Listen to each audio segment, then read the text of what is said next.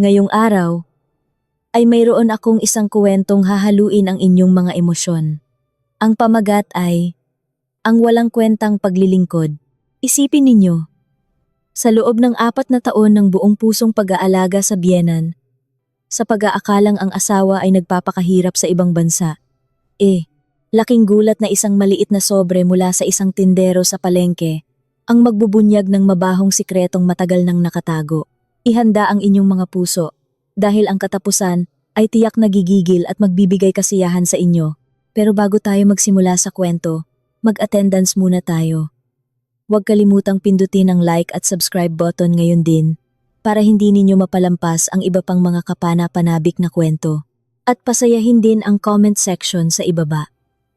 Isulat ang inyong pangalan mula sa ang syudad at itype ang salitang present. Gusto ko kayong batiin lahat na laging tapat na nanonood dito. Handa na ba kayo? Huminga ng malalim. Simulan na natin ang ating kwento. Hindi pa man gaanong malakas ang tilaok ng manok, gising na si Ana. Mabigat ang kanyang mga mata. Hindi pa tuluyang nawawala ang pagod mula kahapon. Ngunit ang obligasyon bilang isang asawa at mabuting manugang ang pumilit sa kanya na bumangon mula sa manipis na banig sa sahig ng kanyang silid. Sinulyapan ni Ana ang luma nilang orasan sa dingding. 4:00 ng umaga, magsisimula na namang muli ang walang katapusang routine na ito. Sa masikip na kusina, nagsimula ng magpakulo ng tubig si Ana. Alam na alam niya, si Aling Celia, ang kanyang biyenan, ay ayaw maligo ng malamig na tubig, lalo na sa ganitong kadilim pa ng umaga. Ana, kumukulo na ba ang tubig? Naiihi na ako. Ang matinis na sigaw mula sa kabilang kwarto ay gumulantang kay Ana. Dali-dali niyang pinatay ang kalan at nagmamadaling pumasok sa silid ni Aling Celia. Opo, Nay. Parating na po. Malambing na sagot ni Ana habang binubuksan ang pinto. Nakita niya si Aling Celia na nakasandal sa ulunan ng kama na may maasim na mukha. Ang kanyang mga binti na nababalutan ng kumot ay tila naninigas. 4 na taon na mula nang masabing si Aling Celia ay paralisado dahil sa mild stroke. Mula noon, lahat ng kanyang gawain ay nakadepende na kay Ana. Ang bagal-bagal mo namang kumilos. Kanina pa ako nagpipigil ng ihi kapag naihi ako sa kama. Ikaw din naman ang mahihirapang maglaba. Sermon ni Aling Celia na walang bahid ng awa sa mukha ng manugang na namamaga pa sa paggising. Yumuko lamang si Ana, nilulunok ang pait sa kanyang puso. Pasensya na po, Nay. Medyo mahirap po kasing sindihan ang kalan. Halika na po, aalalayan ko kayo, marahan niyang sabi. Sa buong lakas ng kanyang maliit na katawan, inalalayan ni Ana ang medyo mabigat na si Aling Celia. Mabigat, napakabigat. Madalas sumakit ang likod ni Ana tuwing gabi. Pero hindi siya kailanman nagreklamo. Laging tumatatak sa kanyang isipan ang bilin ng asawang si Rico. Alagaan mo si nanay. Ha, mahal. Nagtatrabaho ako sa Saudi para sa kinabukasan natin. Dapat maging mabuti kang manugang. Iyon ang mga salitang nagpapalakas ng loob ni Ana. Si Rico, ang kanyang asawa, ay nagpaalam na magtatrabaho sa isang construction project sa disyerto ng Saudi. 4 na taon na ang nakalilipas. Sabi niya, mahirap daw ang signal doon at mabigat ang trabaho, pero malaki ang sahod. Para sa pangarap na magkaroon ng sariling bahay at matustusan ang gamutan ng ina, pumayag si Ana na maiwan. Matapos asikasuhin si Aling Celia, mula sa pagpapaligo, pagbibihis, hanggang sa pagpapakain ng lugaw, saka pa lamang niya magagawa ang ibang gawaing bahay. Kinaladkad niya ang bundok ng labahin, patungo sa poso sa likod bahay. Nagsimulang tumulo ang pawis sa kanyang duster. Aba, Ana, ang sipag mo naman. Ang aga-aga, naglalaba ka na. Bati ni Aling Nena. Ang kapitbahay nilang nagwawalis sa kanilang bakuran. Ang pader nilang gawa lang sa kawayan ang dahilan kung bakit malinaw na naririnig ang usapan. Ngumiti ng bahagya si Ana habang pinipiga ang damit. Opo, Aling Nena. Marami po kasing naihiyan si nanay kagabi. Kailangan labhan agad para hindi bumaho. Nako, Ikaw talaga, Ana. Isa kang anghel. Napakaswerte ng biyenan mo sa'yo. Ang tiyaga mong mag-alaga sa biyenan mong paralisado ng mag-isa. Bihira umuwi ang asawa mo. Pero hindi ka nagrereklamo. Kung anak ko lang ang naging manugang ni Aling Celia. Naku, baka matagal nang tumakas yon. Puri ni Aling Nena habang umiiling-iling. Pilit na ngiti lang ang isinagot ni Ana. Hindi kayang takpan ng puri ng iba ang kalungkutan sa kanyang puso. Sa 4 na taong pag-alis ni Rico, 3 beses pa lang itong umuwi. At sandali lang iyon. Pinakamatagal na ang 2 araw, tapos ay nagmamadaling aalis ulit sa dahilang tinatawag na ng boss sa proyekto. Tanghali, matapos matulog si Aling Celia, umupo si Ana sa isang sulok ng kusina habang hawak ang luma niyang cellphone. May lamat na ang screen sa gilid, pero gumagana pa. Nanginginig sa pananabik ang kanyang mga daliri habang sinusubukang tawagan ang numero ni Rico. Tut, tut, tut. Hindi sinasagot. Sinubukan ulit ni Ana. Sa pagkakataong ito, tinanggihan ang tawag. Hindi nagtagal. Isang text message ang pumasok. Nasa site ako, mahal. Maingay ang mga makina. Huwag ka munang tumawag. Mapapagalitan ako ng foreman. Choppy din ang signal. Alagaan mo si nanay ng mabuti. Yung allowance, ipapatransfer ko na lang pag nakababa na ako ng syudad. Bumuntong hininga si Ana. Laging ganoon ang dahilan. Samantalang gusto lang naman niyang marinig ang boses ng asawa. Kahit magtanong lang ng kumusta o magkuwento ng pagod sa buong araw. Pero tila nagtayo si Rico ng isang mataas na pader na hindi niya kayang lampasan. Ang kakatwa, madalas marinig ni Ana, si Aling Celia, na tumatawa mag-isa sa kwarto, habang si Ana ay naguhugas ng pinggan. Minsan, nang tanungin niya ito, sinabi ni Aling Celia na nakikinig daw ito sa radio drama. Pero ganoon ba talaga nakakatawa ang radio drama? Hapon na, abala na naman si Ana sa pagmamasahe sa mga binti ni Aling Celia. Nagrereklamo ito na naninigas daw. Ayusin mo ang pagmasahe. Huwag yung malambot. Hindi ko maramdaman. Utos ni Aling Celia. Sabay bahagyang sinipa ang balikat ni Ana. Gamit ang paa nitong umano'y paralisado. Nagulat si Ana. Ang sipa ay tila may sapat na lakas para sa isang taong paralisado. Ngunit agad niyang iwinaksi ang masamang isipin. Baka reflex lang iyon ng muscle. Naisip niya. Muli niyang diniinan ang pagpindot ng kanyang mga daliri sa binti ni Aling Celia. Nay, paubos na po ang bigas natin ngayong buwan. Pati kuryente, patay sindi na. Hindi pa po nagpapadala si Rico ng pera. Baka po may naitabi kayo kahit kaunti. Para maabono muna. Maingat na tanong ni Ana. Alam niyang sensitibong paksa ito. Agad na naging mabangis ang mukha ni Aling Celia. Ikaw talaga. Nagpapakahirap ang asawa mo sa disyerto. Tapos ikaw dito. Hingi ka lang ng hingi ng pera. Dapat marunong kang mag-budget. Bawasan mo yang kung ano-anong binibili mo. Huwag kang magastos. Wala akong pera. Ang pera ko, ubos na pambili ng gamot. Natahimik si Ana. Muling lumunok ng pait. Samantalang siya, kanin at asin na lang ang kinakain. Ang isda at manok ay laging para kay Aling Celia. Saan pa siya magtitipid? Nagpa siya si Ana. Bukas, tatanggapin na niya ang alok na maglaba sa bahay ng kapitana. Kailangan niya ng dagdag na kita nang hindi na mamalimos kay Rico na tila walang pakialam. Nang gabing iyon, natulog si Ana na nanginginig sa ginaw, walang makapal na kumot. Sa kanyang isipan, sumasayaw ang mukha ni Rico. Nangungulila siya, ngunit ang pangungulilang iyon ay unti-unting nahahaluan ng matinding pagod. Hindi niya namamalayan. Umiikot na ang gulong ng kapalaran. Naghahandang buksan ang tabing na matagal nang nakasara sa masikip nilang bahay. Ipinikit ni Ana ang kanyang mga mata. Nagdarasal na sana'y laging malusog ang kanyang asawa. Hindi alam na ang kanyang tapat na dasal ay para sa maling tao. Mataas na ang sikat ng araw nang matapos ni Ana ang huling bunton ng labada sa bahay ng kapitana. Naninigas ang kanyang likod at kulubot na ang mga daliri sa kabababad sa sabon. Ngunit ang pagod ay bahagyang napawi nang iabot ng kapitana ang 2 pirasong 500 piso. Para sa iba, ang 1,000 piso ay sapat lang para sa isang kainan sa cafe. Pero para kay Ana, ito ay pampadugtong ng hininga para sa susunod na 3 araw. Kahit paano, makakabili siya ng medyo mas disenteng ulam para kay Aling Celia. Ang biyena niyang laging humihingi ng primera klaseng serbisyo kahit nagipit sila sa pera. Ana, heto, dagdag para pambili mo ng sabon sa mukha. Para naman gumanda-ganda ka.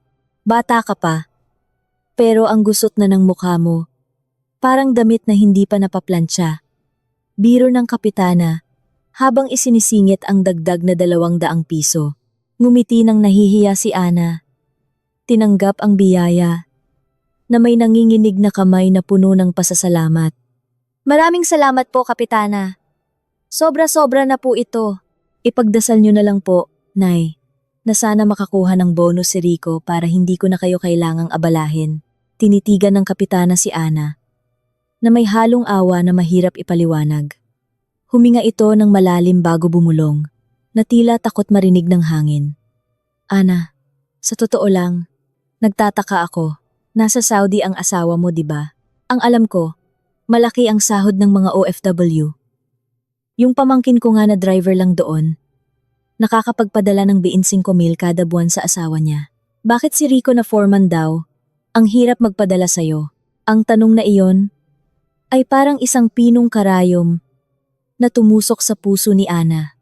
Siya mismo ay madalas magtanong nito sa kanyang sarili, ngunit laging niyang iwinawaksi at pinapalitan ng mga positibong dahilan. Baka po malaki ang gastos ni Rico doon, kapitana. Sabi po niya, mahal daw ang bilihin doon. Saka nag-iipon din daw po siya para pambili ng lupa. Tumango lang ang kapitana, kahit na ang mga mata nito ay nagpapakita ng hindi paniniwala. Sige na, ipagdasal na lang natin ang pinakamabuti. Mag-ingat ka sa daan, habang pauwi. Gulong-gulo ang isip ni Ana. Ang sinabi ng kapitana ay paulit-ulit na umalingaw-ngaw. Tama nga naman, 4 na taon nang nagtatrabaho si Rico, pero wala pa rin silang ipon. Kahit pangkain sa araw-araw, kailangan pa niyang magbanat ng buto bilang labandera. Saan napupunta ang perang pinaghirapan ng kanyang asawa? Ngunit muli, sinubukan ni Ana na patayin ang pagdududa. Hindi siya dapat mag-isip ng masama sa sariling asawa. Pamahiin, sabi ng matatanda. Pagdating sa bahay, katahimikan ang sumalubong sa kanya.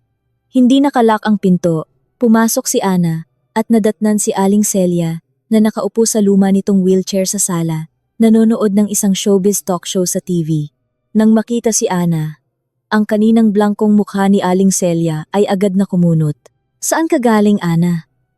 Anong oras na? Ngayon ka lang umuwi. Gutom na ako. Ang sama mo. Hinahayaan mong mag-isa ang biyenan mong paralisado at nagugutom. Bungad ni Aling Celia. Ang kanyang boses ay matinis, salungat sa kanyang katawan na sinasabing mahina at walang lakas.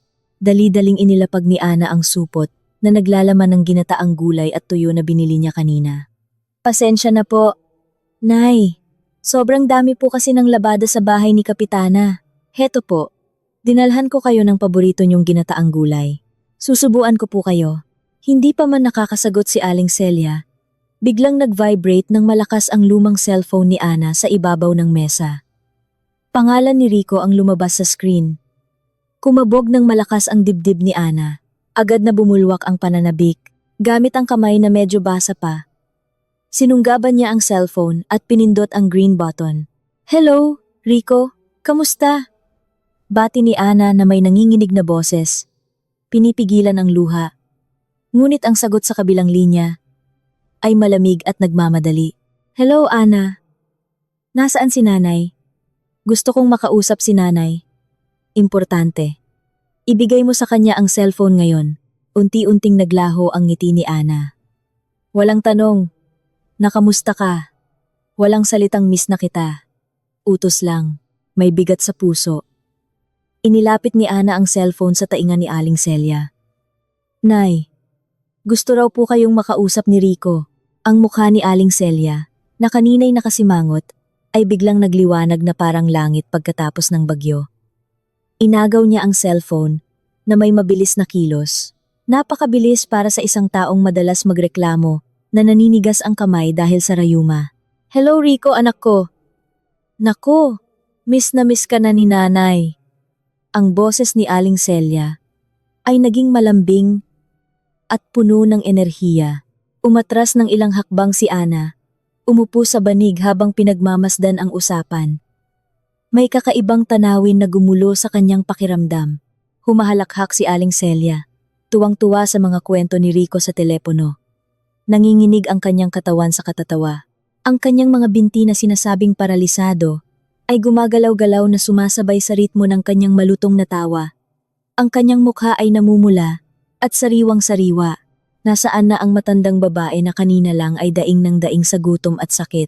"Ah, talaga? Naku, ang sarap naman yan. Hahaha. Oo, oo. Sasabihin ko kay Ana mamaya. Huwag kang mag-alala, ligtas ako dito. Alagaan mo ang sarili mo dyan. Huwag kang papalipas ng gutom," sabi ni Aling Celia na may napakasayang tono. Matagal ang usapan. 5 minuto, 10 minuto, hanggang halos 20 minuto. Nakatitig lang si Ana. Siya ang asawa ni Rico. Pero hindi man lang siya binigyan ng pagkakataong makipag-usap ng higit sa 10 segundo. May sumilip na selos, hindi selos sa pag-ibig, kundi selos sa atensyon na napaka-hindi pantay. Matapos magpakasawa sa katatawa, ibinaba ng konti ni Aling Celia ang cellphone.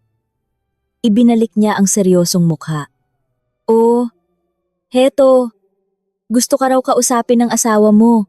Mauubos na raw ang load," sabi ni Aling Celia, nang masungit habang inaabot pabalik ang cellphone kay Ana. Tinanggap ni Ana ang cellphone, na may natitira pang pag-asa. "Hello, mahal?" Ang boses ni Rico ay blanko, na tila naubos na ang enerhiya sa pakikipag-usap sa ina. "Nagpadala ako ng 2,000. Tipirin mo." "Ha? Mahina ang proyekto dito, kaya wala pang bonus." 2,000 Rico? Natigilan si Ana. Pero kailangan ni nanay ng gamot para sa rayuma na 1,000. Ubus na ang bigas at 1 linggo na tayong delayed sa bayad sa upa ng bahay. "Rico, wala na bang idadagdag? Pagod na ako, Rico. Kung kailangan ko pang maglaba palagi." Ang boses ni Ana ay nagsimulang mamasa, pinipigilan ang luhang gustong kumawala. Katahimikan sa kabilang linya. Tapos ay marahas na buntong hininga. "Huwag kang ngang puro reklamo." "Bakit ba ha? Ako dito nagpapakahirap. Buhay ang taya, ikaw dyan sa bahay. Paisi-isi lang sa pag-aalaga kay nanay. Ang dami mo pang reklamo. Matuto kang magpasalamat. Dapat naiintindihan mo ang sitwasyon ng asawa mo." Sigaw ni Rico. Sa wakas ay bumuhos ang luha ni Ana. Paisi-isi? Ang mga kamay niyang kumakapal na sa kakalaban ng damit ng iba para sa isang subong kanin at sasabihin ng asawa niya na paisi-isi lang siya, hindi ako nagrereklamo. "Rico, humihingi lang ako ng patas na trato. Asawa mo rin ako." Basta, choppy na ang signal. Magpapadala na lang ulit ako pag may extra. Alagaan mo si nanay ng mabuti. Naku, pag nagsabi si nanay na pinapabayaan mo siya. Tut, biglang pinutol ang tawag. Natulala si Ana, na nakadikit pa ang cellphone sa tainga. Ang mahabang tunog ng tut ay tila humihiwa sa kanyang puso. Mas masakit pa sa anumang sigaw. Tinitigan niya ang screen na unti-unting nagdidilim. Kasing dilim ng kanyang nararamdaman ngayon. 2,000 piso. Sa syudad na ito, sapat lang iyon para sa 1 linggong pagkain. Kung sobrang magtitipid, hindi pa kasama ang kuryente, tubig, at mga espesyal na pangangailangan ni Aling Celia. "Hoy, nagde-daydream ka pa dyan.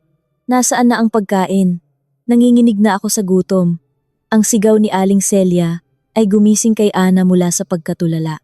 Bumalik na sa dati ang matanda, mabangis, at mapaghanap. Ang masayang aura habang kausap si Rico ay nawala na parang bula. Pinunasan ni Ana ang kanyang mga luha gamit ang likod ng kamay. Tumayo siya. kumuha ng plato, at nagsandok ng kanin at ginataang gulay. Nang isubo niya ang unang kutsara sa bibig ni Aling Celia, agad niya itong iniluwa. "Pwe, ang alat. Gusto mo ba akong lasunin ha? Dahil ba kakarampot lang ang pinadala ni Rico? Basura na ang ipapakain mo sa akin?" Nanlilisik ang mga mata nito. Samantalang alam na alam ni Ana na tama lang ang timpla ng luto niya. Hindi na siya kumibo. Kumuha lang ng tissue para punasan ang tirang pagkain sa baba ni Aling Celia. "Pasensya na po. Nay, baka mapait lang po ang panlasa ninyo. Gagawa na lang po ako ng matamis na tsaa." "Palusot pa! Sabihin mo na lang na inis ka kay Rico kaya sa akin mo ibinubunton." Marahas na tinabig ni Aling Celia ang kamay ni Ana. Umatras si Ana, pinipigilan ang hikbi na kumawala. Sa loob-loob niya, sumisigaw siya. Bakit napakabait ni Rico sa ina niya, pero napakabagsik sa kanya? At bakit kayang magbago ni Aling Celia ng 180 degrees sa isang iglap lang? May mali. Mayroong napakalaking mali. Nang gabing iyon, hindi makatulog si Ana. Naalala niya ang mukha ni Aling Celia habang nasa telepono kanina. Iyon ay mukha ng isang taong malusog, walang bahid ng sakit, at si Rico. Ang background noise habang tumatawag kanina ay hindi maingay na makina ng proyekto o ingay ng disyerto tulad ng madalas niyang ikwento. Kanina, tahimik. Paminsan-minsan ay may maririnig na mahinang busina ng sasakyan at malamyos na classical music. Iling-iling si Ana. Imposible. Baka radyo lang iyon sa barracks ng mga trabahador. Tumayo si Ana. Dahan-dahang naglakad patungo sa silid ni Aling Celia para tingnan ang kalagayan ng biyenan. Bahagyang nakabukas ang pinto. Sumilip si Ana. Sa ilalim ng madilim na ilaw ng lampara, nakita niya si Aling Celia na nakaupo sa gilid ng kama. Hindi nakahiga sa sakit, kundi nakaupong tuwid habang nagbibilang ng mga piraso ng asul at dilaw na pera. Medyo makapal. Nanlaki ang mga mata ni Ana. Saan kumuha si Aling Celia ng ganoon karaming pera? Tanda pa niya. Hindi siya kailanman nagbigay ng cash kay Aling Celia dahil lahat ng pangangailangan nito ay siya ang bumibili. Sabi ni Rico, kaka-transfer lang niya ng 2,000 sa account ni Ana. Kaya imposibleng galing iyon kay Rico na ipinadala sa post office. Pinigil ni Ana ang hininga. Takot na matuklasan. Mukhang kontento si Aling Celia. Hinahalikan pa ang mga pera. Tapos ay isinuksok sa ilalim ng kutsyon. Sa gitnang bahagi na mahirap abutin. Pagkatapos noon, humiga si Aling Celia. Nagtalukbong ng kumot. At ilang sandali lang, ay maririnig na ang mahinang hilik. Nanghina ang mga tuhod ni Ana. Dahan-dahan siyang bumalik sa kanyang silid. Ang palaisipan ay lalong nagiging komplikado. Si Rico na kuripot, si Aling Celia na may lihim na ipon, at ang biglaang pagbabago ng ugali. Nang gabing iyon, sa gitna ng nakabibinging katahimikan, ang buto ng pagdududa ni Ana ay nagsimulang tumubo, naghihintay ng panahon upang sumabog. Alam niya, hindi na siya maaaring manahimik na lang at tanggapin ang kapalaran. May itinatago ang mag-ina sa kanya, isang bagay na malaki at marahil ay masakit. Kinabukasan, mas malamig pa kaysa karaniwan ang pakiramdam sa bahay. Kahit na sumisikat na ang araw sa mga siwang ng bentilasyon, nagwawalis si Ana na parang makina. Ngunit ang isip niya ay lumilipad sa nangyari kagabi. Ang imahe ng tumpok ng pera sa kamay ni Aling Celia ay patuloy na bumabagabag sa kanya. Paano nangyari na ang biyenan niyang laging nagmamakaawa na wala siyang pambili ng gamot ay nagtatago pala ng milyones sa ilalim ng kutson? Ang pag-uusisa ay nagtulak kay Ana na lakasan ng loob na magtanong. Habang naghahatid ng mainit na tsaa sa silid ni Aling Celia, sinubukan ni Ana na magsimula ng usapan. "Nay, pupunta po ako sa palengke mamaya. Yung pera po galing kay Rico kahapon. 2,000 lang. Nabayaran ko na po ang kuryente at nakabili ng bigas. Kung gusto niyong magpabili ng magandang gamot para sa rayuma, baka po may naitabi kayong pera? Kasi po sakto lang po talaga ang pambili ng ulam." Nagtanong si Ana sa pinakamahinahong paraan. Tinitigan niya ng mabuti ang mukha ng biyenan. Si Aling Celia, na nagsusuklay ng kanyang namumuting buhok, ay biglang huminto. Mula sa refleksyon ng lumang salamin, tinitigan niya ng masama si Ana, na nakatayo sa likod niya. Anong ibig mong sabihin, Ana? Pinagbibintangan mo ba akong may tinatagong pera?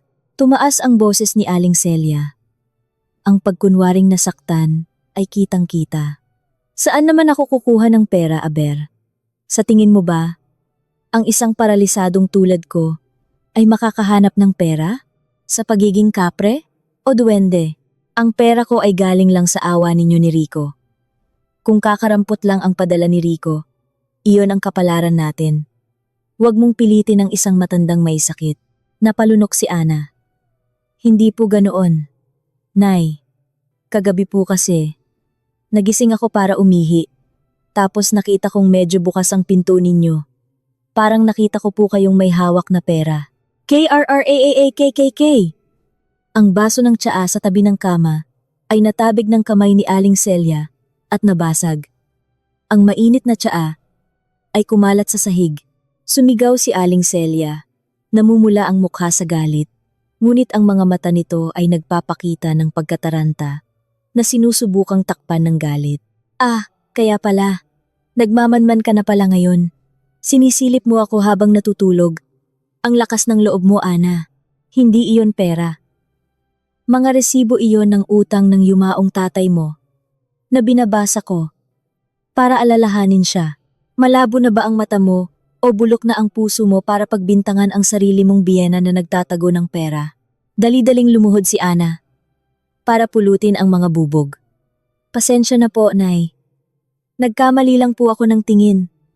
Huwag po kayong magalit. Baka tumaas na naman ang presyon ninyo. Pinili ni Ana na sumuko. Ang pakikipagtalo kay Aling Celia sa umaga ay uubos lang ng kanyang manipis ng lakas. Ngunit, ang maliit na boses sa kanyang puso ay tumatangging maniwala. Ang resibo ng utang ay hindi kulay asul at dilaw tulad ng 1,500 piso. Ang kasinungalingan ni Aling Celia ay lalong nagpatibay sa pader ng pagdududa sa puso ni Ana. Matapos linisin ang mga bubog at tiyaking kalmado na si Aling Celia, o kahit papaano ay tahimik na, nagpaalam si Ana na pupunta sa palengke. Naglakad siya sa masikip na eskinita palabas ng kanilang lugar. Ang palengke ay halos 2 kilometro ang layo. Dati, sumasakay siya ng tricycle, pero para makatipid ng 50 pesos, naglalakad na lang siya ngayon. Sa ilalim ng tirik na araw, napakagulo sa palengke. Ang amoy ng isda, pampalasa, at pawis ng tao ay naghalo-halo. Maingat na naglakad si Ana sa maputik na daan. Iniiwasan ang mga lusak. Kailangan niyang maging magaling tumawad. Mahal ang sili, mahal din ang sibuyas. Gamit ang natitirang pera sa kanyang pitaka, kailangan niyang mabuhay ng 1 buwan. Ibig sabihin, ang ulam nila araw-araw ay tokwa, tuyo, at kangkong na lang. Ang karne ay isang luho na hindi niya alam kung kailan matitikman ulit. Matapos bumili ng mga pangunahing pampalasa, nagtungo si Ana sa pwesto ng kanyang suking magugulay sa isang sulok. Pag-aari ito ni Mang Cardo. Isang mabait na lalaki, karaniwan. Si Mang Cardo ay bumabati kay Ana ng malakas na may kasamang biro. Oh, Ineng Ana, ang butihing asawa dumating na. Anong bibilhin mo ngayon? Ang kangkong natin. Sariwa pa, parang ikaw, Ineng. Ganyan karaniwan ang bati ni Mang Cardo. Pero iba ngayon, nang lumapit si Ana, abala si Mang Cardo sa pag-aasikaso sa isang ginang na tumatawad sa presyo ng pechay.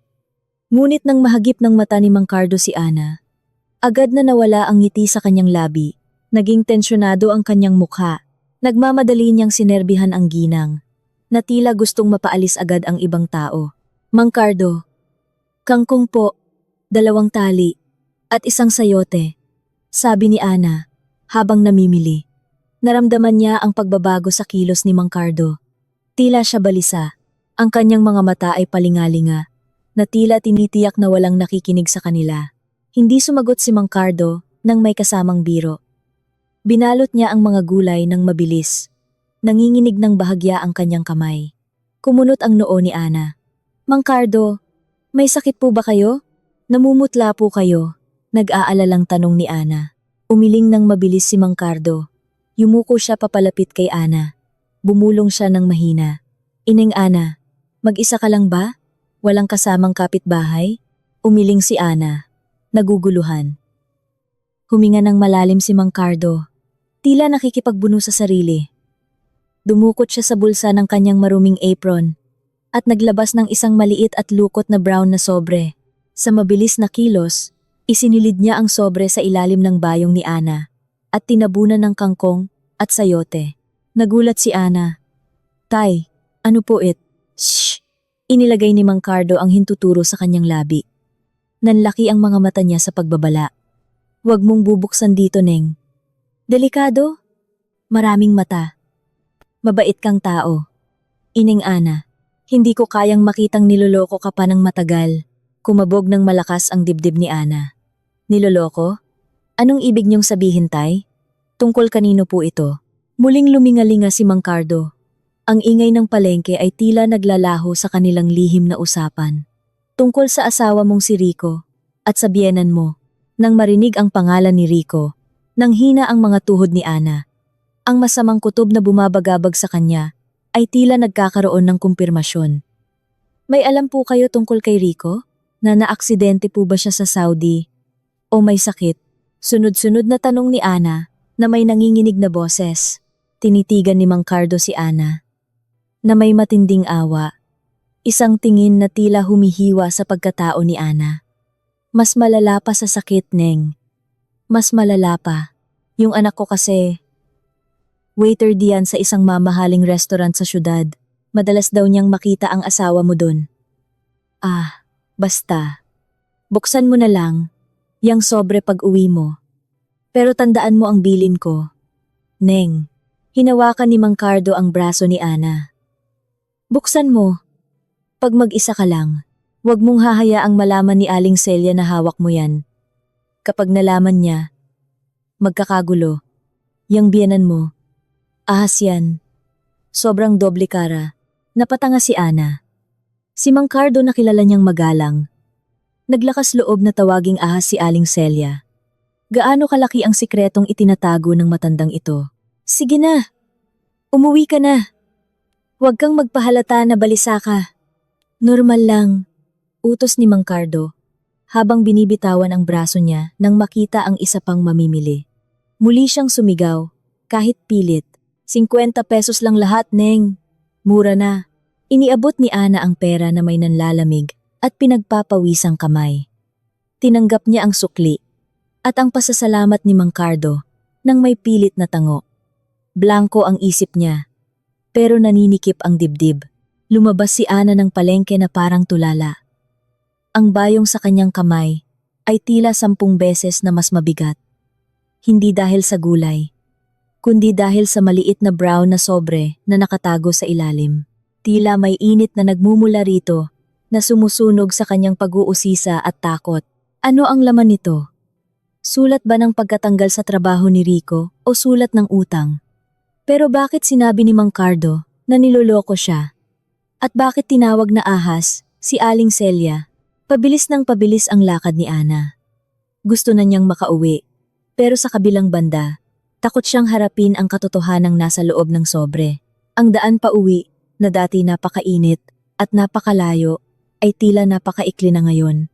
Bawat hakbang ay naglalapit sa kanya, sa isang katotohanan na maaaring sumira sa pundasyon ng buhay na pinilit niyang panindigan. Pagdating sa harap ng eskinita, huminto muna si Ana sa ilalim ng puno ng mangga. Hinabol niya ang kanyang hininga. Inayos niya ang mga gulay sa bayong. Tinitiyak na hindi talaga nakikita ang sobre. Kailangan niyang umarte. Kailangan niyang magmukhang normal sa harap ni Aling Celia. Ipinikit ni Ana ang kanyang mga mata. Nagdasal sa kanyang puso. Panginoon, anuman po ang laman ng sobreng ito, patatagin niyo po ako. Kung ito po ang sagot sa aking mga panalangin tungkol sa aking mga agam-agam, ipakita niyo po sa akin ang daan. Nanginginig ang kamay. Humakbang si Ana papasok sa bakuran. Mula sa loob, maririnig ang malakas na tunog ng TV. Siguradong nanonood ng teleserye si Aling Celia. Huminga ng malalim si Ana. Isinuot ang maskara ng katatagan at binuksan ang pinto. Tao po, Nay. Nakauwi na po si Ana. Malakas niyang sabi. Sinusubukang takpan ang dagundong sa kanyang dibdib, ngunit alam ni Ana. Pagkatapos niyang buksan ang sobrang iyon, hindi na magiging pareho ang kanyang buhay. Ang bagong kabanata ng kanyang pagdurusa, o marahil ng kanyang pagbangon, ay magsisimula na. At ang sobre mula kay Mang Cardo, ang susi. Ano ba naman yung pinamili mo, Ana? Ang tagal-tagal mo. Ang matinis na boses ni Aling Celia ay agad na sumalubong kay Ana. Pagtapak niya sa loob, naniningkit ang mga mata ng matanda. Tinitignang mabuti ang bayong ni Ana, na may hinala, na tila takot na nagtago ang manugang ng masarap na pagkain para kainin mag-isa. Sinikap ni Ana na pakalmahin ang kanyang kumakabog na puso. Mahigpit niyang hinawakan ang tangkay ng bayong. Tinitiyak na hindi gumagalaw ang brown na sobre sa ilalim. Mahaba po ang pila. Nay, sobrang dami po ng tao sa palengke. Pinili ko pa po yung pinakasariwang kangkong para sa inyo. Sagot ni Ana, na medyo paos ang boses. Palusot pa. Akin na. Tingnan ko. Inilahad ni Aling Celia ang kanyang kamay. Akmang hahalungkatin ang laman ng bayong.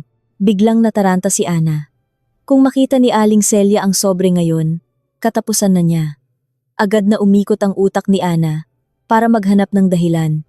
Hinawakan niya ang kanyang tiyan at umarte na parang nasasaktan. Aray, Nay, ang sakit po talaga ng tiyan ko. Parang nakabagan ako o may nakain na masama bago umalis. Pupunta lang po ako sa banyo, Nay. Hindi ko na po kaya. Walang hintay-hintay ng permiso. Tumakbo si Ana papunta sa banyong nasa likod ng bahay, malapit sa kusina.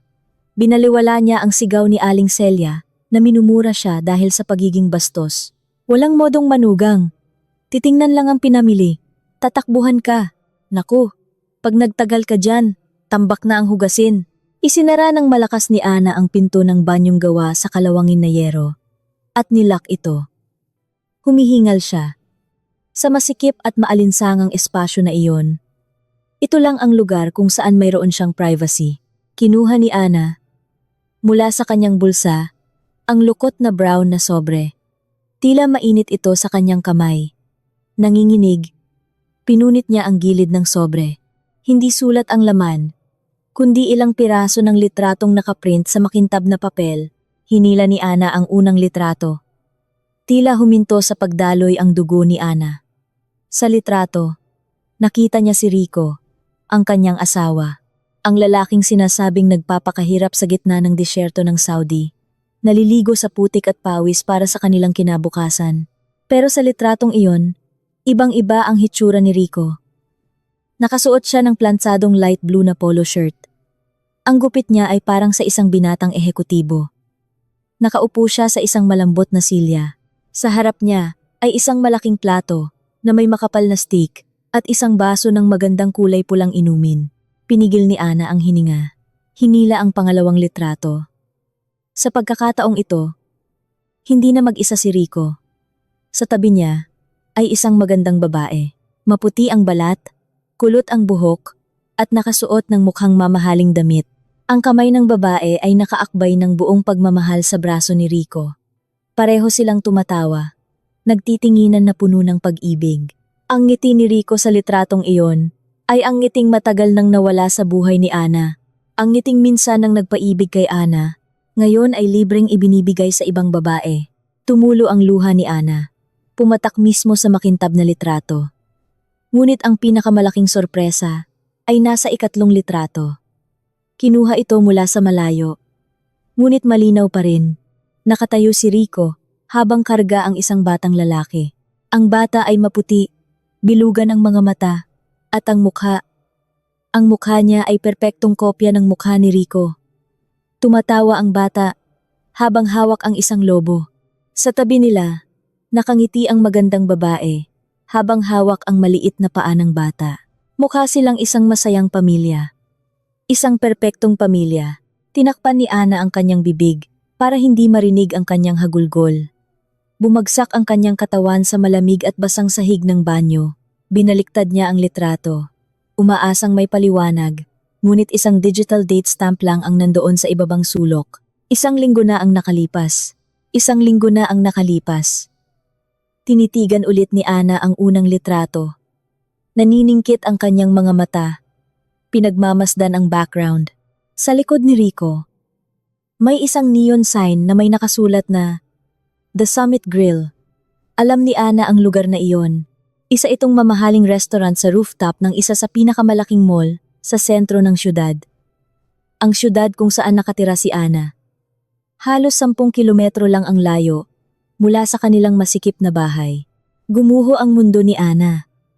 Kaya pala, sa buong panahong ito, hindi pala nasa Saudi si Rico. Ang kwento tungkol sa disyerto, sa mahirap na signal, sa pagtulog sa barracks, sa pagkain ng instant noodles lahat, ay kasinungalingan. Nasusuka si Ana. Totoong masakit na ang tiyan niya ngayon. Hindi dahil sa kabag, kundi dahil sa brutal na sampal ng katotohanan. Sa loob ng 4 na taon, nabuhay si Ana na parang alipin, kumakain ng kanin at asin. Nagtitiis sa pangungulila, minumura ni Aling Celia. Nagtatrabaho ng magaspang hanggang sa kumapal ang mga kamay. Para saan? Para suportahan si Rico na namumuhay pala ng marangya sa parehong syudad. Diyos ko, Rico, bakit? Bakit mo to nagawa? Mahinang hikbi ni Ana. Tinitigan niya ulit ang mukha ng bata sa litrato. Mga 3 taong gulang. Ibig sabihin, may relasyon na si Rico sa babaeng iyon mula pa lang sa unang taon ng kanyang pag-alis. O baka hindi talaga siya umalis para magtrabaho. Umalis siya para bumuo ng bagong pamilya. Biglang nag-ugnay-ugnay ang mga piraso ng palaisipan sa isip ni Ana. Ang kakarampot na padala, ang dahilan na hindi matawagan. Ang lihim na ipon ni Aling Celia. Ang malakas na tawa ni Aling Celia habang kausap si Rico. At ang tingin ng awa ni Mang Cardo. Lahat ay nagkaroon ng saysay. Alam ni Aling Celia. Siguradong alam ng biyenan niya ang lahat. Hindi lang siya pinagtaksilan ng kanyang asawa. Pinaglaruan pa siya ng kanyang biyenan. Nagkunsabahan silang dalawa para gawing gatasan at libreng katulong si Ana. Ine-enjoy ni Aling Celia ang tapat na pag-aalaga ni Ana. Habang si Rico ay nagpapakasaya sa kanyang bagong buhay nang walang pasanin sa pag-aalaga sa inang may sakit. Ana, mamamatay ka na ba dyan sa loob? Ang tagal-tagal mo. Naiihi na ako. Ang malakas na kalabog sa pinto ng banyo ay gumulantang kay Ana. Dali-dali niyang pinunasan ang kanyang luha. Hindi siya dapat maging mahina. Hindi siya dapat masira ngayon. Kung lalabas siya na may namamagang mata at humahagulgol, maghihinala si Aling Celia at magsusumbong kay Rico. At tiyak na babalik ta rin ni Rico ang mga pangyayari o baka tumakas na naman. Hindi. Kinuyom ni Ana ang mga litrato at isinuksok sa ilalim ng kanyang damit panloob ang pinakaligtas na lugar na hindi hahalungkatin ni Aling Celia. Binuksan niya ang gripo. Paulit-ulit na hinugasan ang mukha para itago ang pamamaga ng kanyang mga mata. Tinitigan niya ang kanyang refleksyon sa timba ng tubig. Ang mukha ng isang tangang babae na niloko sa loob ng 4 na taon. Ngunit ang tingin sa kanyang refleksyon ay dahan-dahang nagbago. Ang kalungkutan ay tumigas, naging isang bagay na matigas at malamig. Paghihiganti, binuksan ni Ana ang pinto ng banyo. Nakatayo na doon si Aling Celia, na may mabangis na mukha, handa nang magbuga ng sermon. Ano bang ginawa mo dyan? Naligo ka ba ng gatas? Sigaw ni Aling Celia. Tinitigan ni Ana si Aling Celia. Sa unang pagkakataon, nakita niya ang matanda hindi bilang isang biyenan na dapat igalang, kundi bilang isang halimaw na nakasuot ng maskara ng tao. Pasensya na po, Nay. Sumakit po talaga ang tiyan ko kanina. Sagot ni Ana nang walang emosyon. Palusot pa! Tabi! Tinulak ni Aling Celia ang balikat ni Ana at pumasok sa banyo. Nakatayo si Ana sa harap ng pinto ng kusina. Kinuyom niya ang kanyang mga kamay hanggang sa bumao ng mga kuko sa kanyang palad. Ang pisikal na sakit ay tumulong sa kanya na manatiling gising. Maghintay ka lang, Rico. Maghintay ka lang. Nay, bulong ni Ana sa hangin. Akala nyo tanga ako. Simula ngayon, hindi na ako ang sunod-sunurang Ana. Hahanapin ko kung nasaan ang pugad ninyo at sisiguraduhin kong pagbabayaran nyo ang bawat patak ng luha ko. Naglakad si Ana papunta sa kanyang nakakalat na bayong. Kinuha niya ang kangkong ng mahinahon. Magluluto siya. Kakain siya. Kailangan niya ng lakas dahil simula bukas, sisimulan na niya ang kanyang pangangaso. Ang pangangaso para alamin ang mas detalyadong katotohanan. Direkta sa pinagmulan. Sa The Summit Grill, kinabukasan, sinimulan ni Ana ang kanyang unang hakbang. Ang maputlang mukha na ginawa-gawa niya kahapon ay pinanatili niya ngayon sa pamamagitan ng hindi paglalagay ng kahit anong pulbos. Sinadya pa niyang hayaang medyo magulo ang kanyang buhok.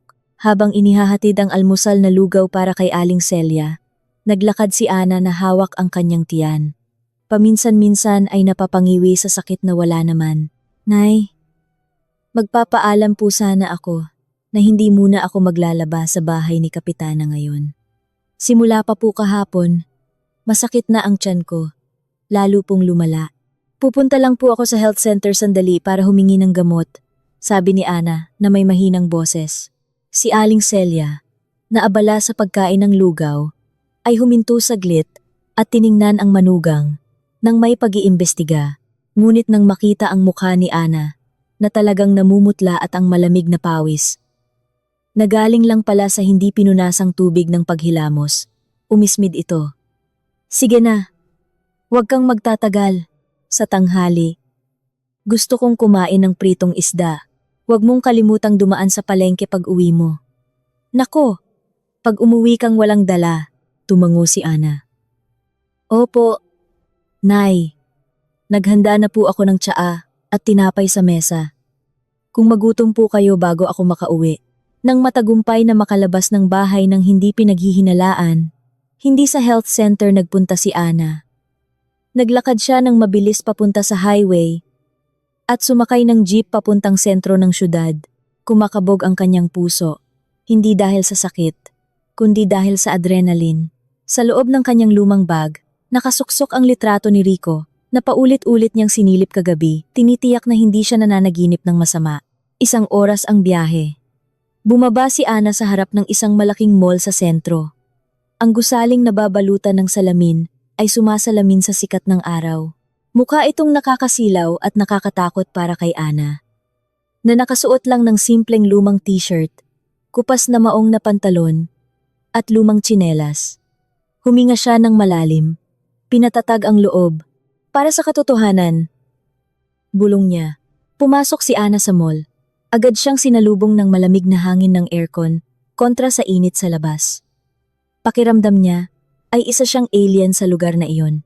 Ang mga tao ay naglalakad na may magagarang damit at amoy mamahaling pabango, samantalang siya, amoy langis. Yumuko si Ana. Sinusubukang hindi mapansin habang hinahanap ang direksyon papuntang rooftop. Dinala siya ng isang glass elevator sa pinakamataas na palapag. Pagbukas ng pinto, isang malaking karatula na The Summit Grill ang sumalubong sa kanya. Mukhang napakamarangya ng lugar. Makintabang marmol na sahig. May mga chandelier na nakasabit at ang tanawin ng siyudad ay malinaw na nakikita mula sa mga dingding na salamin. Ang mga waiter na nakauniporme ay paikot-ikot na may dalang mga tray ng pagkain na ang presyo ay katumbas siguro ng 1 buwang gastusin ni Ana. Nahihiyang tumayo si Ana malapit sa pasukan. Isang magandang receptionist ang tumingin sa kanya na may bahid ng pagmamaliit. Ngunit nanatiling propesyonal ang ngiti. Good afternoon, ma'am. Can I help you? For reservation po, or may imimit kayo? Tanong nito. Tiningnan siya, mula ulo hanggang paa. Kinuyom ni Ana ang kanyang bag. Alam niyang hindi siya bagay doon bilang bisita. Naku, miss. Magtatanong lang po sana ako. Hinahanap ko po kasi ang kamag-anak ko. Sabi niya, madalas daw siyang kumain dito. Inilabas ni Ana ang litrato ni Rico na nakaupo sa restaurant. Tinakpan niya ng hinlalaki ang bahagi ng litrato kung saan nakikita ang babae at ang bata. Ipinakita lang ang mukha ni Rico at ang background ng restaurant. Sumulyap ang receptionist. Tapos ay kumunot ang noo. Ah, si Sir Rico po ba? Doug. Parang pinukpok ng martilyo ang puso ni Ana. Kilala niya? Kilala ng empleyado ng restaurant ang asawa niya. Ibig sabihin, totoo. Regular na customer si Rico. Opo, kilala niyo po? Tanong ni Ana. Sinusubukang itago ang panginginig ng boses. Oo naman po, ma'am. VIP member po dito si Sir Rico. Madalas po siyang mag-dinner dito tuwing weekend. Sagot ng receptionist ng kaswal. Hindi niya alam na sinisira niya ang puso ng babaeng kaharap niya. Pero hindi pa po siya dumarating ngayon. Karaniwan, tuwing Sabado ng gabi po siya pumupunta. Tuwing weekend, kinagat ni Ana ang kanyang labi. Tuwing weekend, kumakain ng masarap si Rico dito. Samantalang si Ana sa bahay, minamasahe ang paa ni Aling Celia habang nagtitiis ng gutom. Miss, alam mo ba kung saan nakatira si Sir Rico? May bigla ang problema kasi sa pamilya. Hindi matawagan ang cellphone niya. Nagsinungaling si Ana. Nagmamakaawa ang mga mata. Umiling ang receptionist. Nako, pag-address po, hindi ko po alam. Privacy po kasi ng customer yon. Nanghina si Ana. Hanggang dito na lang ba? Akmang tatalikod na siya. Nang may isang sekyu na nakatayo malapit sa desk ang tumikhim. Ang sekyu, isang lalaking nasa katanghalian na ang edad at mukhang mabait, ay lumapit kay Ana. Nang abala na ang receptionist sa telepono. Ma'am, pasensya na po. Narinig ko pong hinahanap niyo si Sir Rico, bulong ng sekyu. Mabilis na lumingon si Ana. Muling sumilay ang pag-asa. Opo, kuya. Kilala niyo po? Tumingin sa kaliwat kanan ang sekyu. Madalas ko pong tulungang ipark ang sasakyan ni Sir Rico. Puting Pajero. Ang kintab.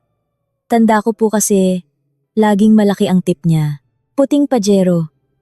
Gustong matawa ni Ana. Nang mapait, sabi ni Rico. Nagmamaneho siya ng truck sa Saudi. Alam niyo po ba kung saan siya nakatira? Giit ni Ana. Narinig ko po minsan nakausap niya yung, asawa niya sa labi habang naghihintay ng kotse. Pauwi na raw sila sa may Vista Verde Estates. Yun pong bagong subdivision sa South. Kinuha raw po nila yung pinakamalaking unit doon. Paliwanag ng sekyu na walang kamalay-malay. Iniisip niyang si Dayan ang asawa ni Rico. Maganda po ba ang asawa niya, kuya? Mahinang tanong ni Ana, para makasiguro. Naku, ang ganda po, ma'am. Parang artista. Ang cute pa ng anak nila. Masiglang sagot ng sekyu. Saglit na nagdilim ang mundo ni Ana. Ang kumpirmasyon ay sunod-sunod at walang awa. Kaya pala, itinuturing na lehitimong asawa ang babaeng iyon sa mata ng mga tao dito. At si Ana ay isang multo na lang ng nakaraan na kinalimutan. Salamat po, kuya. Maraming salamat. Nagmamadaling sabi ni Ana. Hindi na niya kayang marinig pa ang mga papuri tungkol sa masayang pamilya ng kanyang asawa. Nagmamadaling lumabas si Ana sa restaurant. Marahas na pinindot ang button ng elevator. Ang luhang kanina pa niya pinipigilan ay tuluyan ng kumawala, pero agad niya itong pinunasan. Hindi, huwag kang iiyak ngayon. Vista Verde Estates. Ang pangalan ay tumatak sa kanyang isip. Ang subdivision na iyon ay halos 10 kilometro lang din ang layo mula sa kanilang bahay. Napakalapit, ngunit parang langit at lupa. Paglabas ng mall, hindi agad umuwi si Ana. Umupo siya sa isang waiting shed. Nakatulala sa kalsada. Ang mga katotohanan ay kumpleto na. Hindi nasa Saudi si Rico. Mayaman si Rico. May mamahaling kotse si Rico. May bago si Rico na magandang asawa. At nakatira sila sa Vista Verde Estates. Hinimasimas ni Ana ang kanyang sumisikip na dibdib. Ang sakit ay hindi na kalungkutan, kundi galit. Isang galit na tumutupok sa lahat ng natitirang pagmamahal niya. Nagsinungaling ka. Rico, sabi mo, sabay tayong maghihirap. Sabay tayong giginhawa. Pero ikaw lang pala ang gumiginhawa at hinayaan mo akong mag-isa sa hirap habang inaalagaan ang nanay mo. Biglang pumasok sa isip niya ang imahe ni Aling Celia. Si Aling Celia na alam ang lahat. Si Aling Celia na nagpapakasasa sa pera ni Rico. Habang si Ana ay binibigyan ng mumo, kinuyom ni Ana ang kanyang kamay. Hintayin mo ako sa bahay, Nay. Malapit nang matapos ang palabas mo, bulong ni Ana. Tumayo siya at pumara ng jeep pa uwi. Ngunit ngayon, ang kanyang layunin ay hindi lang umuwi. Gagawin niya ang isang bagay na mas matapang. Kailangan niyang makita mismo ang bahay sa Vista Verde Estates. Pero bago iyon, kailangan niya munang harapin ulit si Aling Celia. Magpapanggap bilang isang tangang manugang ng kaunti pang panahon habang nagbabalak na ibulgar ang kanilang kabuluka sa harap mismo nila. Sa loob ng masikip na jeep, nagplano si Ana. Hindi siya susugod ngayon. Masyadong madali iyon para sa kanila. Gusto niya ng mas matibay na ebidensya. Gusto niyang makita silang magkasama. At gusto niyang wasakin sila sa panahong pakiramdam nila ay pinakaligtas sila. Tumingin si Ana sa daan na may malamig na tingin. Ang tingin ng isang babaeng ang puso. Ang hapon ay may dalang kulay kahel sa langit nang makarating si Ana sa kanilang bahay. May dala siyang supot ng sariwang isdang galunggong. Espesyal na hiling ni Aling Celia. Sa buong biyahe pa uwi, binuo na ni Ana ang plano sa kanyang isip. Kailangan niyang maglaro ng malinis. Kung sasabog siya ngayon, magiging isa lang siyang suwail na manugang na itataboy nang walang dala, habang si Rico at Aling Celia ay mananatiling payapa sa kanilang buhay na itinayo sa kanyang pagdurusa. Tao po! Sabi ni Ana pagbukas ng pinto. Saan ka ba nagpunta? Ang tagal-tagal mo. Gutom na ako. Pati gamot ko. Hindi ko pa naiinom, bungad ni Aling Celia mula sa kanyang silid. Huminga ng malalim si Ana. Nagsuot ng isang pilit na ngiti. Pumasok siya sa silid ni Aling Celia. Nakahiga ang biyenan niya habang minamasahe ang noo. Umaarting nahihilo sa gutom. Pasensya na po, Nay. Ang tagal po kasing magpuno ng jeep. Heto po, dinalhan ko kayo ng malalaking galunggong. Iprito ko po ng tuyo na may kasamang bagoong at sili. Paborito ninyo, sabi ni Ana na may huwad na lambing. Agad na nagningning ang mga mata ni Aling Celia nang marinig ang menu. Kahit pilit na pinanatili ang inis, halata na. Sige na, bilisan mo. Huwag mong susunugin. At naku, pag maalat na naman yan tulad kahapon. Nagpunta si Ana sa kusina at nilinis ang isda. Ang isip niya ay lumilipad sa magandang babae sa litrato.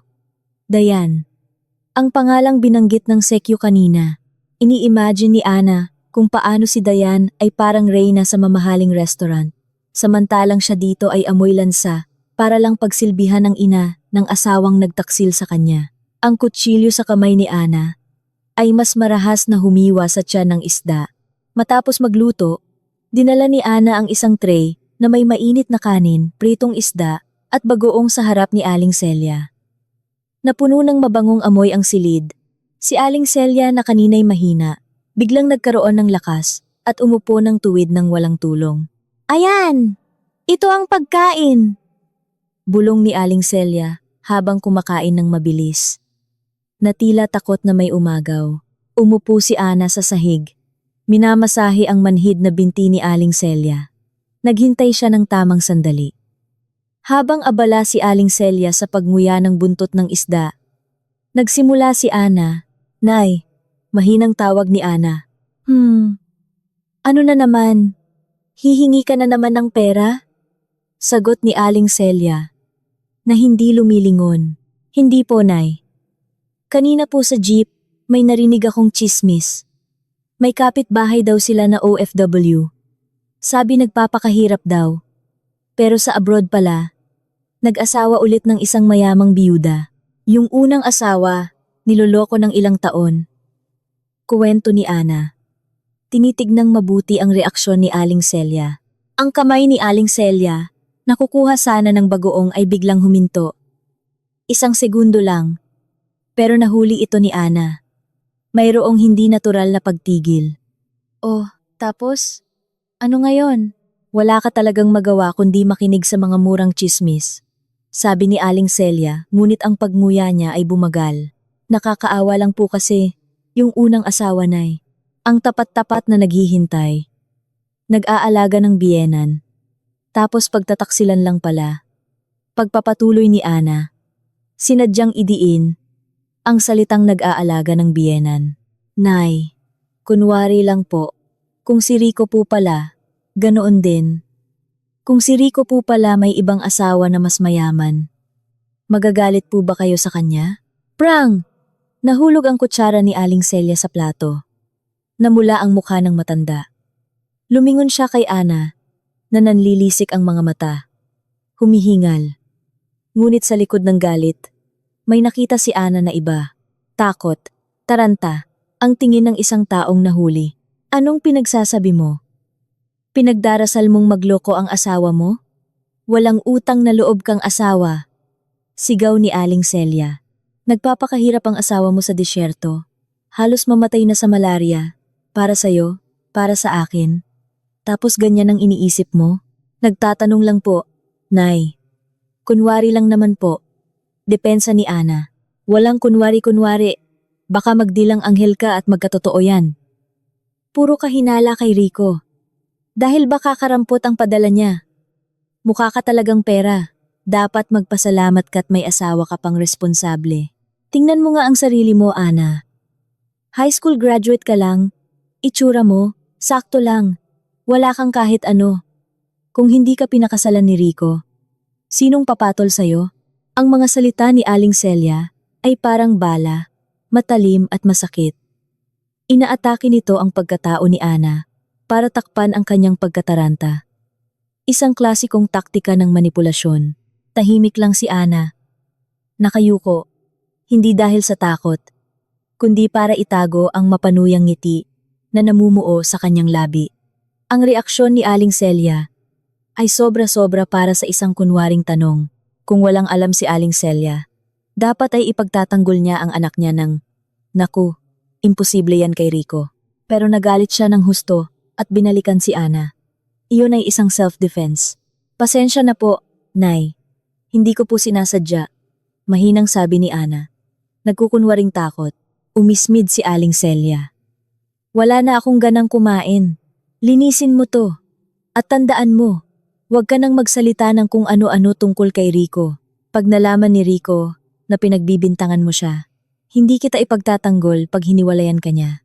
Nakakatawa na ang banta na iyon sa pandinig ni Ana ngayon. Hiwalayan. Iyon mismo ang hinihintay ni Ana. Pero hindi bago niya sila wasakin. Nilinis ni Ana ang mga plato. Mula sa manipis na kortina ng kusina, sumilip siya. Nakita niya si Aling Celia na dumukot sa bulsa ng duster. Naglabas ng isang lumang cellphone. Mabilis na nagdial at idinikit sa tainga. Pinatalas ni Ana ang kanyang pandinig. "Hello, Nak. Rico." Bulong ni Aling Celia. "Yung asawa mo, nagiging kakatwa na." "Oo." Nagtatanong tungkol sa pag-aasawa ulit. "Hindi. Parang tsismis lang narinig. Pero natatakot ako. Baka maghinala na siya." "Oo. Mag-ingat ka. Baka malaman niya ang tungkol kay Dayan." "Oo." Sinigawan ko na siya ng husto. Kumulo ang dugo ni Ana.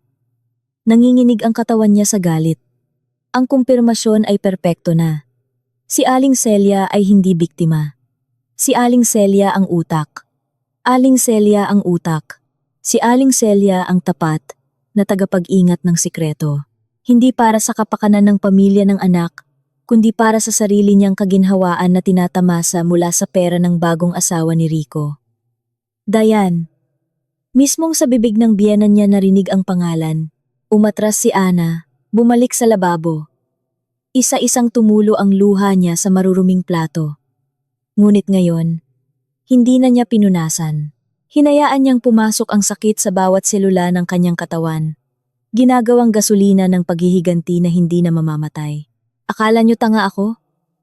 Bulong ni Ana habang pinipiga ang espongha. "Akala niyo katulong lang ako na pwedeng lokohin habang buhay? Sige, Nay, kung gusto mong maglaro ng dula-dulaan, magiging mahusay akong katambal. I-enjoy mo ang mga natitira mong payapang araw. dahil malapit nang dumating ang bagyo. Nang gabing iyon, mas payapa ang tulog ni Ana. Wala nang agam-agam. Malinaw na ang kalaban. Malinaw na ang target. Bukas, sisimulan niya ang susunod na hakbang. Ang pagkuha ng mas matibay na pisikal na ebidensya para hulihin silang lahat sa isang patibong na hindi nila matatakasan. Ang lihim na passbook. Kailangan itong mahanap ni Ana. Ang pagkakataong hinihintay ni Ana ay dumating makalipas ang 2 araw. Maaga pa lang, biglang nag-utos si Aling Celia. Naihatid siya sa labas. Ana, dalhin mo ako sa labas. Magpapaaraw ako. Maganda raw ang sinag ng araw sa umaga. Para sa mga buto, masunuring tumango si Ana. Maingat niyang itinulak ang wheelchair palabas sa ilalim ng puno ng mangga. Heto po ang tsaa nyo, Nay. Papasok lang po ako sandali. Papalitan ko po ang kobre kama nyo. Amoy kulob na po kasi. Sige, linisin mo ng maayos. Nagmamadaling pumasok si Ana. Ito na ang pagkakataon. Karaniwan, ayaw ni Aling Celia na iwan ang silid habang nililinis niya ito. Pumasok si Ana sa silid at isinara ang pinto. Dumiretso siya sa kama. Nasaan niya itinago ang pera? Bulong niya. Sinimulan niyang kapain ang ilalim ng unan. Wala. Sa ilalim ng aparador, alikabok lang. Muli niyang tiningnan ang kama. Naalala niya ang gabing iyon nang makita niyang may isinuksok si Aling Celia sa ilalim ng gitna ng kutson. Sa buong lakas, itinaas niya ang mabigat na kutson. Ang bigat, reklamo niya. Kinapa niya ang mga tabla ng kama at may naramdaman siya. Sa pagitan ng mga tabla, may isang itim na telang supot na maayos na ipinako para hindi mahulog. Ngunit perpektong nakatago, nanginginig na hinila ni Ana ang supot. Sa loob, may isang asul na passbook mula sa isang kilalang bangko at 3 makakapal na bungkos ng 1,000 piso na tinalian ng goma. Tiningnan niya ang passbook, ang pangalan sa account, Celia Cruz. Binuklat niya ang susunod na pahina para tingnan ang mga transaksyon. Nanlaki ang kanyang mga mata. May 01. Incoming transfer. PHP 50,000.00. May 02. Incoming transfer. PHP 50,000.00. May 03. Incoming transfer. PHP 70,000.00. Ang mga numero ay nagpatuloy bawat buwan sa loob ng 4 na taon. Hindi bababa sa PHP 30,000. Tiningnan ni Ana ang huling balanse. Total balance. PHP 1,545,040 million. Napaupo si Ana sa sahig. 1,500,000 piso. Tumulo ang luha ni Ana. Hindi dahil sa lungkot, kundi dahil sa matinding sakit ng kalooban. Naalala niya noong 1 linggo, nangailangan siyang umutang ng 1 kilong bigas sa tindahan. Naalala niya noong nilagnat siya, pero hindi nagpatingin sa doktor dahil sa takot sa gastos. Naalala niya noong sinigawan siya ni Aling Celia dahil sa manipis na hiwa ng tokwa para makatipid. Diyos ko, ang sama-sama ninyo, bulong ni Ana. Sa buong panahon, nagpapadala si Rico ng 10,000 sa ina niya. Pero kay Ana, 2,000 at si Aling Celia, nakaupo sa milyones, pero araw-araw umaarteng pinakamahirap sa mundo. Ang perang ito, dapat may karapatan din ng asawa. Nasaktan na bulong ni Ana. Kinuha niya ang kanyang cellphone at kinuna ng litrato ang bawat pahina ng passbook. Ang huling balanse, ang tumpok ng pera. Ito ang ebidensya ng kanilang kasakiman. Biglang umubo si Aling Celia mula sa labas. Nagmamadaling ibinalik ni Ana ang passbook at pera sa supot at isinuksok pabalik sa ilalim ng kutsyon. Inayos niya ang kobre kama. Tumayo siya, pinunasan ang luha. Ang kanyang mukha ay naging matigas. Ang respeto at pagmamahal niya sa biyenan ay naging purong poot. Lumabas siya ng silid. Habang dumadaan kay Aling Celia, ngumiti siya ng matamis. Ngunit ang mga mata niya ay hindi. Tapos na po. Nay, malinis na po ang kama. Yung pera, Ay, yung buto niyo po, pinalambot ko na po ang unan para masarap ang higa. Anong sinabi mo? Pera? Hindi po, Nay. Buto po. Buto. Basta. Mag-ingat ka sa pagsasalita. Naglakad si Ana papunta sa likod bahay. Sa isip niya, tumatawa siya ng mapait. Sige, murahin mo ako hanggat gusto mo. Nay, i-enjoy mo yung pera mo habang kaya mo pa. Dahil sisiguraduhin kong hindi mo na matitikman yan. Ang katotohanan ito ang nagpatibay sa kanyang desisyon. Hindi siya aalis ng walang dala. Kukunin niya ang nararapat sa kanya. Ang susunod na target, makita mismo ang marangyang buhay ni Rico at ng bago niyang pamilya. Biyernes, araw ng pag-alam. Maaga pa lang, bihis na si Aling Celia. Suot ang kanyang pinakamagandang bestida. Ana, mag-special ka ng tricycle. Magpapa-check up ako sa isang espesyalista sa kabilang bayan. Kailangan ko po ba kayong samahan, Nay? Wag na! Mabilis na tanggi ni Aling Celia. Puno ang sasakyan. Kasama ko si Aling Nena. Maglinis ka na lang ng bodega. Sige po. Nay, ingat po. Nang mawala ang sasakyan, hindi sa bodega nagpunta si Ana. Tumakbo siya sa kanyang silid. Kinuha ang bag at nagsuot ng jacket. Kailangan niyang malaman kung saan talaga pupunta si Aling Celia. Sumakay siya ng tricycle papuntang Vista Verde Estates. Pagdating sa tapat ng gate, nagtago siya sa isang coffee shop sa tabi ng daan. Naghintay siya. 1 oras ang lumipas nang biglang may isang puting pajero na lumabas mula sa subdivision. Huminto ito sa harap ng isang minimart. Bumaba ang isang lalaki. Si Rico, mas mataba at mas malinis kaysa huli niyang uwi. Bumaba rin ang isang magandang babae at isang bata, si Dayan. Ngunit ang nagpakulo ng dugo ni Ana ay nang bumukas ang pinto sa likod. Lumabas si Aling Celia. Walang wheelchair, walang tungkod. Tuwid siyang tumayo at naglakad nang mabilis patungo sa kanyang bagong apo. Apo ko, ang gwapo-gwapo naman. Bili tayo ice cream? Narinig ni Ana ang masayang boses ni Aling Celia. Tinakpan ni Ana ang kanyang bibig para hindi sumigaw. Bumuhos ang luha niya. Ang babaeng sa bahay ay kailangan niyang buhatin at linisin. Ngayon ay tumatakbo-takbo pa habang hinahabol ang apo. Diyos ko, Diyos ko. Si Rico, inakbayan ng ina. Si Dayan, inakbayan si Aling Celia. Pumasok silang tatlo sa minimart na parang perpektong pamilya. Habang si Ana, ang alipin na iniwan sa kulungan ng pagdurusa para protektahan ang kanilang kasinungalingan. Inilabas ni Ana ang kanyang cellphone. Nanginginig, kumuha siya ng maikling video. Nizoom niya ang kamera kay Aling Celia na lumalabas ng minimart. Dila-dila ang ice cream. Tumatawa. Ang 15 segundong video na iyon ay sapat na para wasakin ang buhay nila. Rico, bulong ni Ana na may nanlilisik na mata. Pinabayaan mo ang asawa mo para maging alipin ng malusog mong ina. Umalis na ang pahero. Naiwan si Ana. Nakatayo. Nakatingin sa alikabok. Ang sakit ay naging isang malamig at matalim na desisyon. Wala nang luha. Pinunasan niya ang kanyang pisngi. Tiningnan niya ulit ang video. Kompleto na ang ebidensya. Sumakay si Ana ng jeep pa uwi. Ngunit ngayon, umuuwi siya para ihanda ang entablado ng paghuhukom. Magpakasaya ka ngayon, Nay. Dahil bukas, hindi ka na makakatawa. Ang huling yugto ng laro ay nagsimula na. Pagdating sa bahay, sinimulan ni Ana ang kanyang huling paghahanda. Pumasok siya sa silid ni Aling Celia. Muli niyang itinaas ang kutson.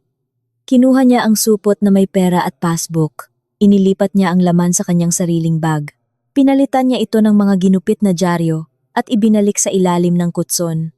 Pagkatapos, inimpake niya ang kanyang mga damit, ang mga importante lang. Damit, diploma, marriage certificate, at gintong alahas na pamana ng ina. Inilagay niya lahat sa isang lumang maleta. Nagpunta siya sa kusina at nagluto. Nagluto siya ng kalderetang kambing, paborito ni Aling Celia. Kumain ka ng marami mamaya. Nay, ito na ang huling hapunan. Bulong niya. Pagsapit ng gabi, malinis na si Ana. Malinis na ang bahay. Nakahain na ang mesa. 6:00, dumating ang inarkilang sasakyan. Muling nag-transform si Aling Celia. Bago pumasok, yumuko siya, nagmukhang pagod, at kinaladkad ang mga paa. Tao po, Nay. Nakauwi na po kayo? Naku, Ana, parang mababali ang likod ko. Sabi ng doktor. Lalo raw naiipit ang ugat ko. Inalalayan ni Ana si Aling Celia. Kawawa naman si nanay. Heto po, nagluto ako ng kalderetang kambing. Para sa inyo. Nagningning ang mga mata ni Aling Celia. Binuksan ko po ang alkansya ko, Nay. Para mapasaya kayo. Kumain ng lahap si Aling Celia. Habang kumakain, nagsimula si Ana. Nay, kanina po, dumaan dito si Kap. Sabi niya, tinitingnan niya lang daw ang listahan ng residente. Tapos sabi ko, baka bukas, hindi na ako dito nakatira. Nabilaukan si Aling Celia. Anong sabi mo? Aalis ka? Iiwan mo ako? Hindi po aalis, Nay. Lilipat lang po. Kasi po, hanggang bukas na lang ang upa natin dito. At wala po akong pambayad.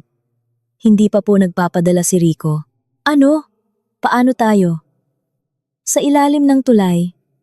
Tawagan mo si Rico ngayon din. Umiling si Ana. Wag na po. Nay, may plano na po ako. Saka, may ipon naman po kayo, di ba? Nakalimutan niyo na po ba? Namutla si Aling Celia. Anong ipon? Tumayo si Ana at lumapit. Bumulong siya sa tainga ng biyenan. Yung ipon po sa ilalim ng kutsyon. Nay, yung milyones na galing kay Rico. Nanigas si Aling Celia. Paano mo nalaman? Alam ko po ang lahat, Nay. Tungkol sa pera. Kay Rico na hindi naman pala sa Saudi. Kay Dayan. Sa apo ninyo. At sa himala ninyong paglakad na parang atleta. Napatanga si Aling Celia. Kaya, Nay, pagpapatuloy ni Ana, i-enjoy nyo yung kaldereta. Dahil bukas ng umaga, aalis na ako. Baka pwede kayong tumakbo papunta sa bahay ni Rico, sa Vista Verde Estates. Kaya nyo naman, di ba? Pumasok si Ana sa kanyang silid at nilak ang pinto. Iniwan si Aling Celia na nanginginig sa takot. Kinabukasan, handa na si Ana. Isang lumang maleta ang nakatayo sa tabi ng pinto. Nakaupo si Aling Celia sa sala. Namamaga ang mga mata. Talagang aalis ka, Ana? Iiwan mo ako? Paos na sabi ni Aling Celia. Masama ba, Nay? 4 na taon akong ginawa ninyong gatasan. Sapat na yon. Magagalit si Rico. Hiwalayan ka niya. Tumawa si Ana. Annulment? Yun ang hinihintay ko. Sabihin niyo sa anak niyo. Maghintay na lang siya ng sugpina. Ako mismo ang magpapadala ng papeles sa kanya. Isasampa ko siya ng kasong VAWC, Violence Against Women and Children, dahil sa panloloko at pang-aabusong pinansyal. At sabihin niyo sa Dayan na yan. Kahit anong yaman niya, kabit lang siya. Ako pa rin ang legal na asawa. Inilagay ni Ana ang sobre sa kandungan ni Aling Celia. Regalo ko po, mga litrato ng masayang pamilya ng anak ninyo. Saan ka pupunta? Hindi ko na po problema yan. At yung supot niyo po sa ilalim ng kutson, kinuha ko na kagabi. Namutla si Aling Celia. Ano? Bago pa makasagot ang matanda, mabilis na kinapkap ni Ana ang bulsa ng duster ni Aling Celia at hinablot ang lumang cellphone nito. Akin na rin pala tong cellphone mo, Nay. Para hindi ka agad makatawag sa anak mong manloloko. Magtiis ka muna dyan. Nakangiting sabi ni Ana sabay bulsa sa telepono. Yung makapal na cash na tinatago nyo doon, kinuha ko na. Ituring nyo na lang pong back pay at sahod ko sa loob ng 48 na buwan bilang nurse, katulong, at kusinera ninyo. At yung passbook ninyo na may 1.5 million, dala ko rin. Hindi para i-withdraw, kundi para ibigay sa abogado ko. Bilang matibay na ebidensya ng pang-aabuso ninyo. Magnanakaw! Ibalik mo ang pera ko! Sumigaw si Aling Celia. Sinubukang tumayo pero natumba. Hindi siya tinulungan ni Ana. Huwag po kayong sumigaw ng magnanakaw. Kinuha ko lang po ang karapatan ko. Yung nasa ilalim ng kutsyon, pinalitan ko na po ng dyaryo para may mabasa kayo pag naiinip kayo. Salamat po, Nay. Sana lagi kayong malusog para makapag-jogging kayo papunta sa bahay ni Dayan. 10 kilometro lang naman. Kayang-kaya nyo yan. Ana, huwag kang umalis. Pakiusap. Sino ang magpapakain sa akin? Sino ang maglilinis sa akin? Humagulgol si Aling Celia. Huminto si Ana sa pinto, ngunit hindi lumingon. Magdasal po kayo, Nay. O kaya, mag-taxi o mag-book na lang kayo ng Grab papunta kay Dayan, kung tatanggapin niya ang isang manlolokong biyenan. Darating na po pala ang may-ari ng bahay para kunin ang susi. Good luck po. Walang alinlangan. Lumabas si Ana. Isinara ang gate. Lumakad siya palayo, iniwan ang hagulgol ni Aling Celia. Huminga ng malalim. Nawala na ang bigat sa kanyang dibdib. Sa kanyang bag, may puhunan siya para magsimula ng bagong buhay. Puhunan na karapatan niya, ngumiti si Ana. Sa pagkakataong ito, isang tunay na ngiti, salubong sa isang maliwanag na kinabukasan, na para lang sa kanya, ang katapatan ang pundasyon ng isang pamilya. Huwag kailanman magtayo ng kaligayahan sa pagdurusa ng iba. Ang kasakiman at kasinungalingan ay maaaring magtago pansamantala. Ngunit kapag nabunyag ang katotohanan, ang pinsala ay mas masakit. Ang yaman ay mahahanap. Ngunit ang tapat na pusong nasaktan ay hindi na kailanman maibabalik sa dati. Dito na po nagtatapos ang ating emosyonal na kwento ngayong araw. Ano ang masasabi ninyo sa matapang na hakbang ni Ana? Kung kayo ang nasa posisyon niya, ano ang gagawin ninyo? I-comment sa ibaba ang inyong mga opinyon. Babasahin ko po yan isa-isa. Huwag kalimutang i-like ang video na ito, i-share sa inyong mga kaibigan, at mag-subscribe para hindi kayo mahuli sa mga susunod nating kapanapanabik na kwento. Maraming salamat sa panunood. At hanggang sa muli.